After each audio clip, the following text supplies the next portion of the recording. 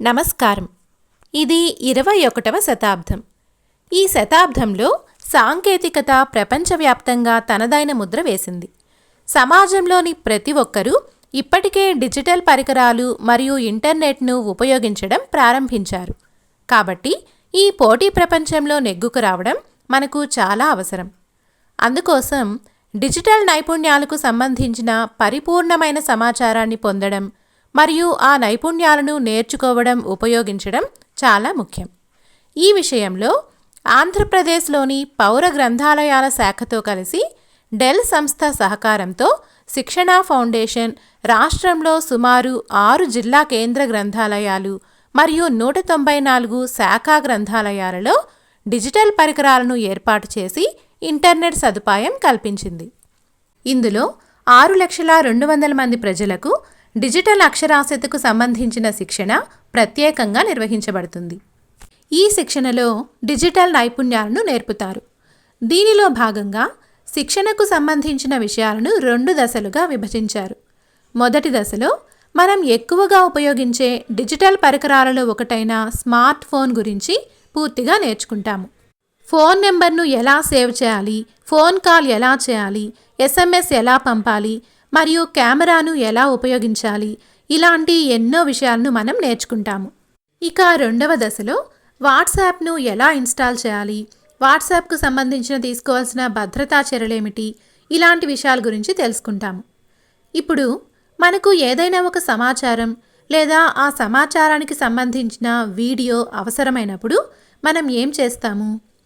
మన ఫోన్ తీసుకొని ఆ సమాచారాన్ని వెతకడం ప్రారంభిస్తాము, అవునా? దీనినే సెర్చ్ అని పిలుస్తాము. సమాచారాన్ని సులభంగా ఎలా సెర్చ్ చేయాలో, ఎలా పొందాలో ఈ శిక్షణలో మనం నేర్చుకుంటాము. అలాగే పేమెంట్ చేయడానికి, అంటే మీ ఫోన్ నుండి డబ్బులు పంపించడానికి ఉపయోగపడే యాప్ అయిన ఫోన్పేని ఎలా ఇన్స్టాల్ చేయాలి, యాప్ని ఉపయోగిస్తున్నప్పుడు అనుసరించవలసిన భద్రతా చర్యలు ఏమిటి, ఇలాంటి సమాచారం అంతా కూడా మనం నేర్చుకుంటాము. ఈ వీడియో చూస్తున్నప్పుడు మీకు ఒక సందేహం రావచ్చు. ఇవన్నీ నేర్చుకోవడం వల్ల నాకు ఏమి ప్రయోజనం ఉంటుంది, దీనివల్ల నాకు ఏమి లభిస్తుంది అని. మనం ఇప్పుడు డిజిటల్ నైపుణ్యాల గురించి మాట్లాడుకుంటున్నాము.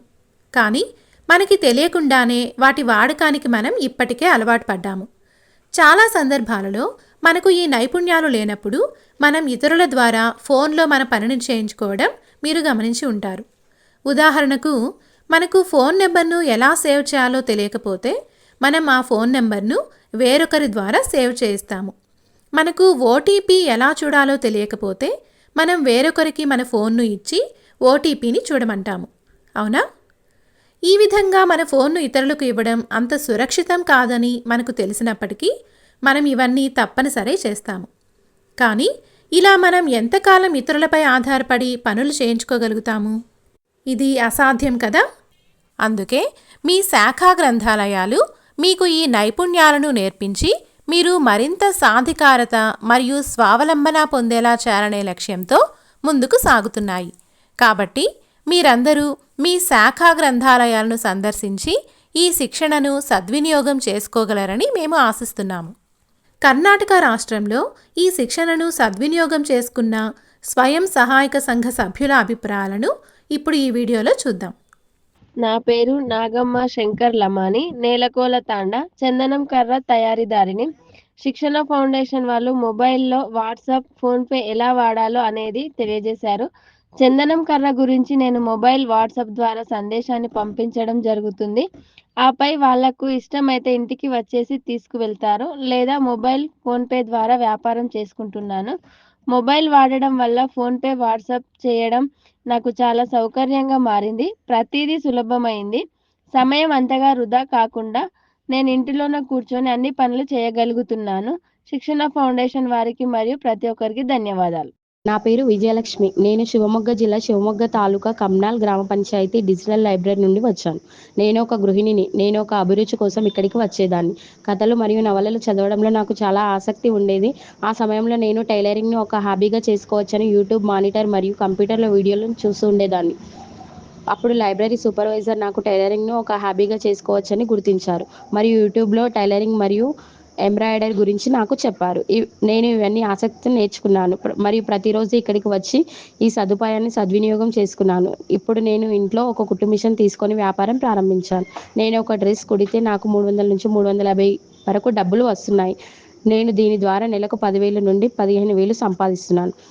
ఇది నేను మానసికంగా శక్తివంతంగా మారడంలో చాలా సహాయపడింది. దీని వలన నేను ఆర్థిక స్వేచ్ఛతో జీవించడం చాలా సులభమైంది. డెల్ సంస్థకు మరియు శిక్షణ సంస్థకు ధన్యవాదములు. వీడియోను చూశారు కదా. రండి, ఇలాంటి డిజిటల్ నైపుణ్యాలను మనం కూడా నేర్చుకుందాం. మరి ఆలస్యం ఎందుకు? సంఘ సభ్యులు అయిన మీరంతా మీ శాఖా గ్రంథాలయాలను సందర్శించండి. మీ వివరాలను నమోదు చేసుకోండి మరియు శిక్షణకు సిద్ధంగా ఉండండి. ధన్యవాదాలు.